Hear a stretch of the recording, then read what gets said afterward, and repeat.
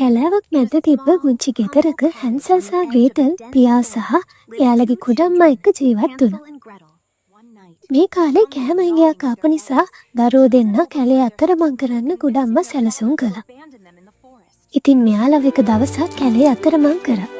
බුද්ධිවත් Hansel පාර සොයාගන්න බැබලෙන ගල් කැට පාර දිගේ දැම්මා.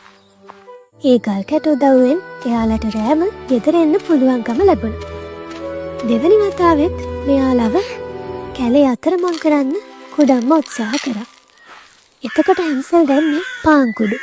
ඒවා කුරුල්ලෝ ඔක්කොම කාලා දැම්මා. ඉතින් ඒ නිසා මෙයාලා කැලේ අතරමං වුණා. අතරමං වෙච්ච හැන්සල් සහ ග්‍රේටල්ට රස කැවිලි වලින් හදපු පුදුම හිතෙන ගයක් හම්බුණා.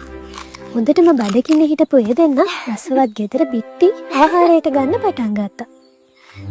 ඔන්න එතකොටම අමුතු පෙනුමක් තියෙන මහලු කාන්තාවක් එයාලට ඇතුළට එන්න කියලා කිව්වා.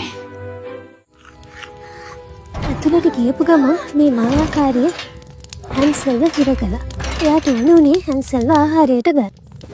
බුද්ධිමත් ග්‍රේටල් කපටි විදියට මේ මායාකාරියව රත්තුණු පෝරණුව ළඟට අරගෙන ගියා.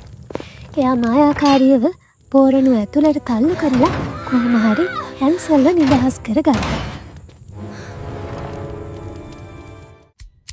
ඉතින් ඊට පස්සේ ගෙදර තිබ්බ වටිනා මැණික් සහ මිල මුදල් දරුවෝ දෙන්න එකතු කරගත්තා.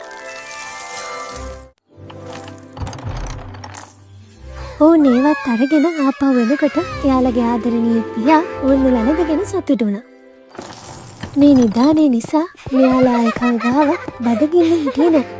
හැමෝම සතුටින් ජීවත් වුණා. තවත් මේ වගේ කාටුන් බලන්න අපිව සබ්ස්ක්‍රයිබ් කරලා තියාගන්න.